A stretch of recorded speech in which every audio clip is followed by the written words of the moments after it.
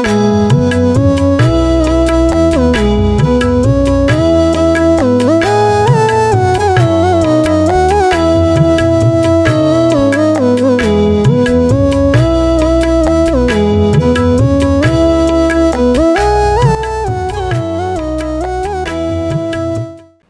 brothers and sisters in the Lord, ప్రభునందు ప్రియమైన సహోదరి సహోదరులారా, today's verse for our meditation is taken from the book of Isaiah 55:12.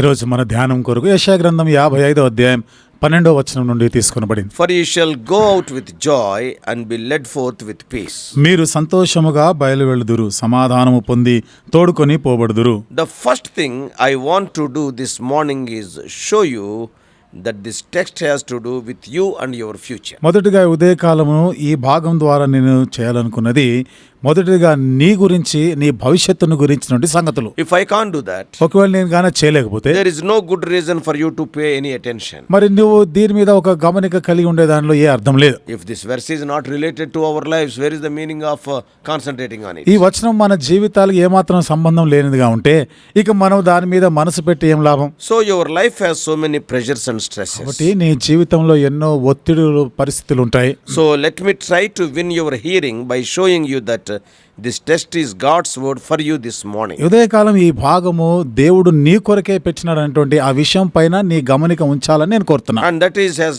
it has a tremendous relevance for your future. ఇది నీ భవిష్యత్తు గురించి ఎంతో గొప్పదైనటువంటి దానికి సంబంధించిదిగా ఉంటుంది. In verse 12, 12వ వచనంలో it is written you. ఇక్కడ నీవు అనే మాట రాయబడింది. మీరు. Who is the you? మీరు అంటే ఎవరు? ఇది First of all, let us take the you in verse 12. మొదటిదిగా మీరు 12వ వచనంలోని మీరు అనే మాటను గమనిద్దాం. For you shall go out in joy and be led forth in peace. మీరు సంతోషముగా బయలువెళ్ళుదురు, సమాధానము పొంది తోడుకొని పోబడుదురు. Who is this you? ఎవరు మీరు అంటే ఇక్కడ It is the same people that have been spoken to all along. అందరి గురించి చెప్పబడినటువంటి వారి గురించే ఇది. All these days, all these verses, earlier they are speaking of the people and they only. ఇంతకు పూర్వం చెప్పబడినటువంటి ఏ ప్రజల గురించి అయితే ఈ మాటలు వచనాలని చెప్పబడ్డే వాళ్ళు అన్నమాట. So to all who respond to God's great invitation. కాబట్టి దేవుని యొక్క ఈ గొప్ప ఆహ్వానానికి మరి స్పందించిన వారికి సంబంధించిన In verse 6, 6వ వచనంలో it is the person who seeks the Lord while he may be found. చూడండి, యెహోవా దొరకు కాలముందు ఆయన వెతికేటువంటి వ్యక్తి And calls upon him while he is near. ఆయన సమీపంగా ఉండగానే ఆయనను వేడుకొనివారు. So in verse 7, 7వ వచనం, it is the wicked person who forsakes his way and the unrighteous person who forsakes his thoughts. భక్తిహీనులు తమ మార్గమును విడువవలెను, దుష్టులు తమ తలంపులను మానవలెను. The people who return to the Lord for mercy and pardon. కాబట్టి కనికరము కొరకై, క్షమాపణ కొరకై దేవుని యొద్దకు వచ్చిన వారు, ఆయన వైపుకు తిరిగిన వారు. In verse 1, మొదటి వచనం, it is the people who come to the water because they are thirsty. నీళ్ల కొరకై ఆయన యొద్దకు వచ్చిన వారు, ఎందుకనగా వారు దప్పిగానే ఉన్నారు కాబట్టి. And even though they have no money, they buy wine and milk without money and without price. రూకలు లేకపోయినా కానీ వారు ఏమీ చెల్లించకుండానే వారు భోజనమును, ద్రాక్షారసము, పాలను కొనాలి. In other words, మరొక మాటలో చెప్పాలంటే that you of verse 12 is a person who feels need in his soul, hears the voice of God offering refreshment and nourishment. 12వ వచనంలో ఉన్నటువంటి మీరు అనేవారు అంటే అక్కరలో, అవసరతలో వారి యొక్క దప్పిక తీర్చబడి మరి వారికి ఆకలి తీర్చబడడానికి ఆయన యొద్దకు వచ్చిన వారి గురించి మాట్లాడతారు. People who seeks the Lord while he may be found. ఆయన సమీపంగా ఉండగానే ఆయన వెతుకువారు. Those are the people who calls upon him for the while he is near. ఆయన సమీపంగా ఉండగానే ఆయనకు మొరపెట్టువారు.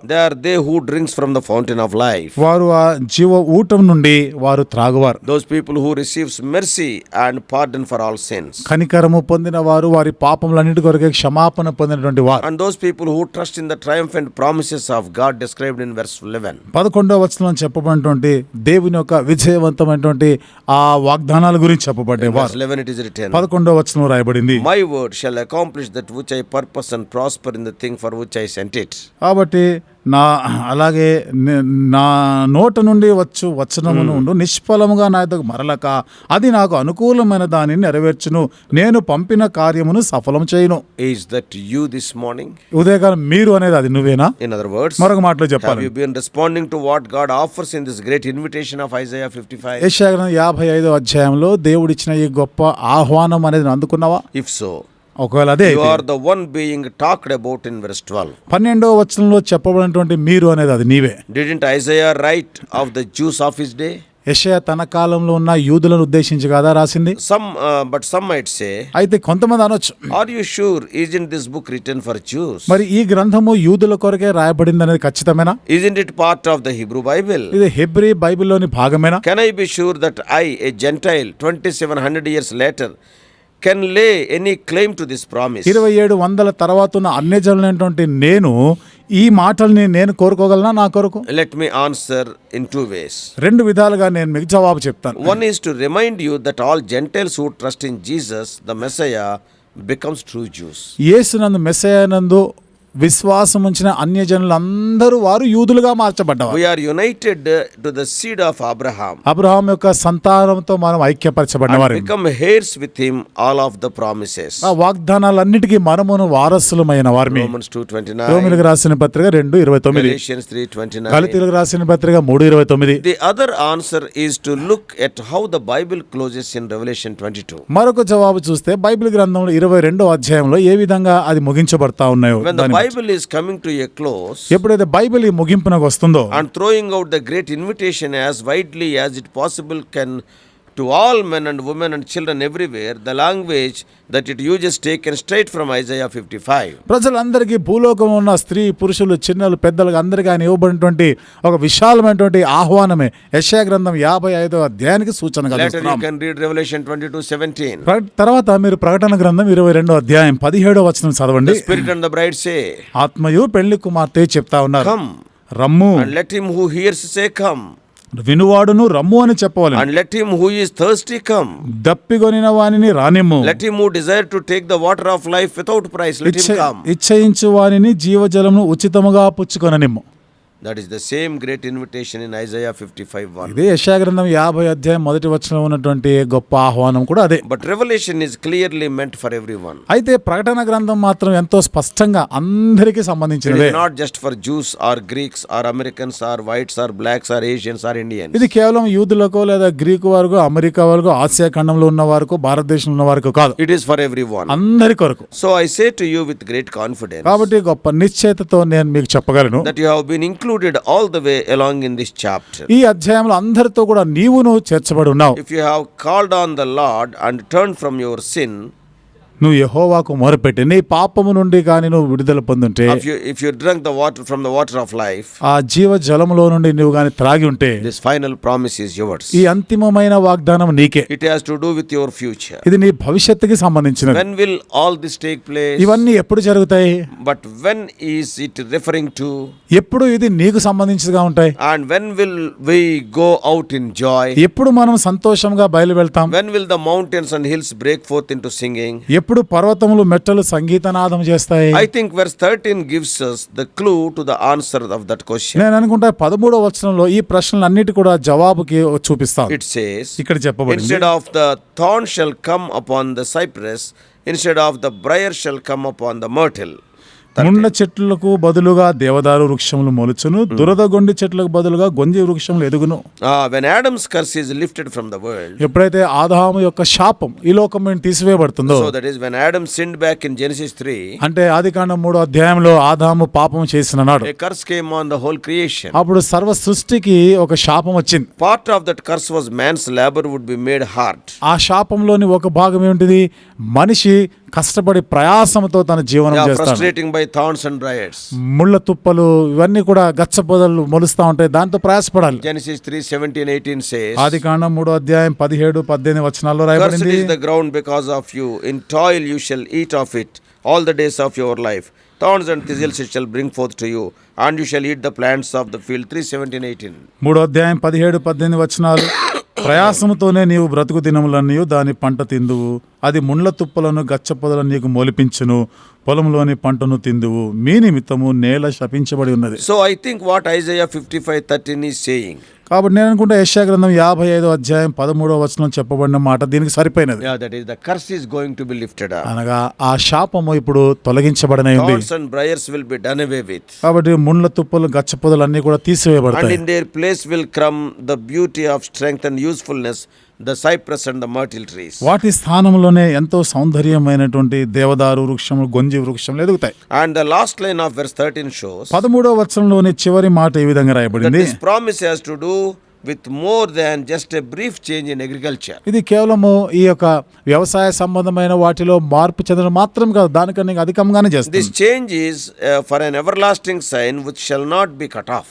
ఈ మార్పు అనేది నిత్యం ఉండేది, అది ఇంకా కొట్టివేయబడనిది. So what is being promised here is a major world change when the curse is lifted. ఇక్కడ చేయబడినటువంటి వాగ్దానం ఏమిటిది? ప్రధానంగా ఆ శాపము తీసివేయబడినప్పుడు, తొలగించబడినప్పుడు అది జరగబోయేది. And there will be a major world change. ఇందులో ప్రపంచంలో ఒక గొప్ప మార్పు రాబోతుంది. And the creation supports human life rather than making life hard. ఇప్పుడు ఈ సృష్టి కూడా మానవుని జీవితాన్ని అంత జటిలంగా మార్చేదాని బదులుగా మానవునికి ఒక ఆధారంగా ఉంటుంది. This is the kingdom of God established on earth. ఇది భూమి మీద స్థాపించబడిన దేవుని రాజ్యం. A beautiful and a radical change. ఒక సౌందర్యమైనటువంటి విప్లవాత్మకమైనటువంటి మార్పు. It is described beautifully in Isaiah 11:6-9. యెషయా గ్రంథం 11వ అధ్యాయం 6 నుండి 9 వచనాల్లో ఎంతో సుందరమైన విధానంలో A వివరించబడింది. promise that comes right after the promise of Christ. ఇది క్రీస్తును గురించినటువంటి వాగ్దానం తర్వాత వెంటనే జరిగినటువంటిది. In Isaiah 55:4, యెషయా గ్రంథం 55వ అధ్యాయం 4వ వచనంలో speaks of a shoot from the stump of Jesse, the son of David. ఇక్కడ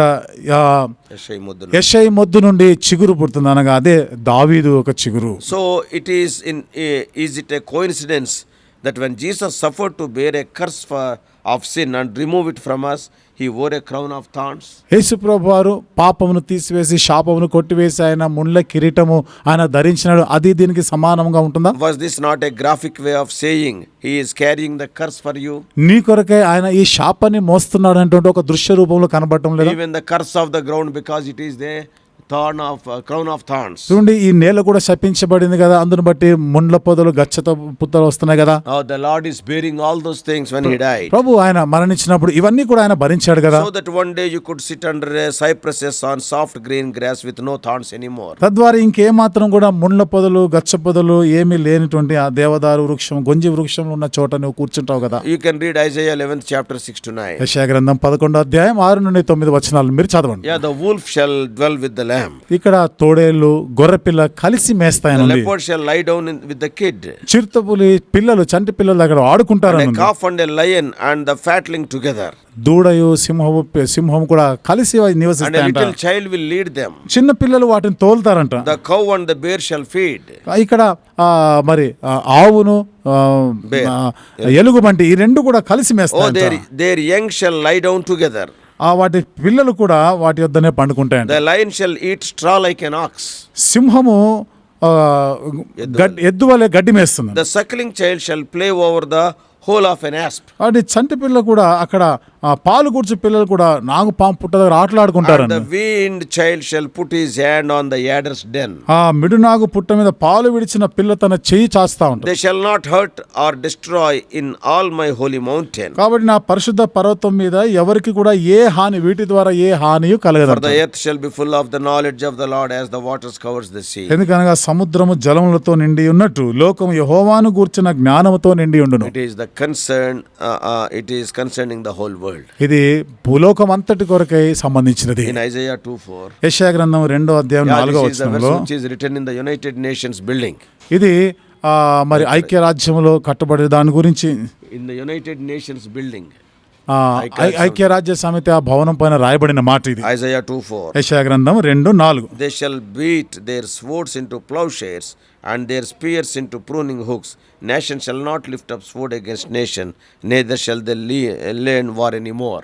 చూడండి, వారు తమ ఖడ్గములను నాగటి నక్కులుగాను తమ ఈటెలను మత్స్యకత్తులుగాను సాగగొట్టుదురు. జనము మీదకి జనము ఖడ్గమెత్తకయుండును, యుద్ధము చేయ నేర్చుకొనుట ఇక మానివేయును. So what sort of future is God planning for you?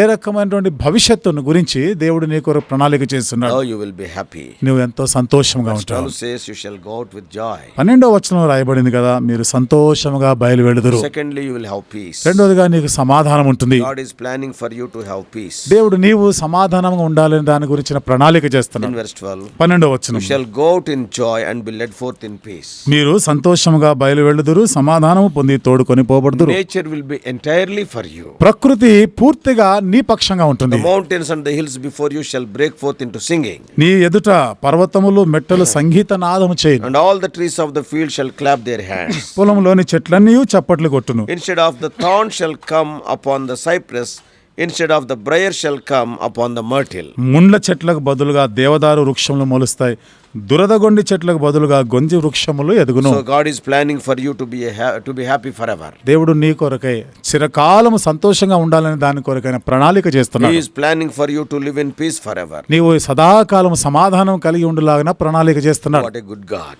ఎంత మంచి దేవుడు ఆయన. Let us offer our joyful worship for him, for his plans for you. నీ కొరకైన ఆయనకు ప్రణాళికలు, ఆయనకు ఏర్పాట్లను బట్టి సంతోషంగా ఆయనని ఆరాధిస్తాం. Let us pray. ప్రార్థన చేసుకుందాం. Loving Heavenly Father, ప్రేమగల మా పరలోకపు how తండ్రి, gracious God. కృపగల మా దేవా, Today when we see the things around us, oh Lord, there is nothing but distress and despair. ఈ రోజు మా చుట్టూ ఉన్న పరిస్థితులు చూస్తా ఉంటే ఎంతో బాధాకరమైనవి, ఎంతో కృంగజేసేటట్లుగానే ఉన్నాయి. There is no peace around us. ప్రభా, మా చుట్టూ ఎక్కడ శాంతి లేదు, సమాధానం లేదు. One side people are having peace talks, other side wars are going on. ఒకవైపున శాంతి చర్చలు జరుపుతూనే ఉన్నారు, మరొక వైపు యుద్ధాలు జరుగుతూనే ఉన్నాయి. We thank thee for this wonderful promised future. అయితే అద్భుతమైనటువంటి ప్రభా, మరి వాగ్దానం చేయబడిన ఆ భవిష్యత్తును బట్టి మీకు వందనాలు. Lord, the thorns and the briars also will be removed. ఓ ప్రభా, ముండ్ల చెట్లు, దురదగొండి చెట్లు ఇవన్నీ కూడా Oh తీసివేయబడతాయి. Lord, those things will be replaced by the cypress trees and also, oh Lord, the myrtle plants. ఓ ప్రభా, ఇవన్నీ కూడా నాయన మరి దేవదారు వృక్షంతో, గొంజి వృక్షములతో ప్రభా, ఆ వాటి స్థానంలో ఇవి మొలచనే Oh, ఉన్నాయి. thou hast borne the crown of thorns upon your head. ప్రభాను నీవు తల మీద ముండ్ల కిరీటమును పెట్టుకున్నావు. Even the curse of the earth also, ground also thou hast borne. ప్రభా, మరి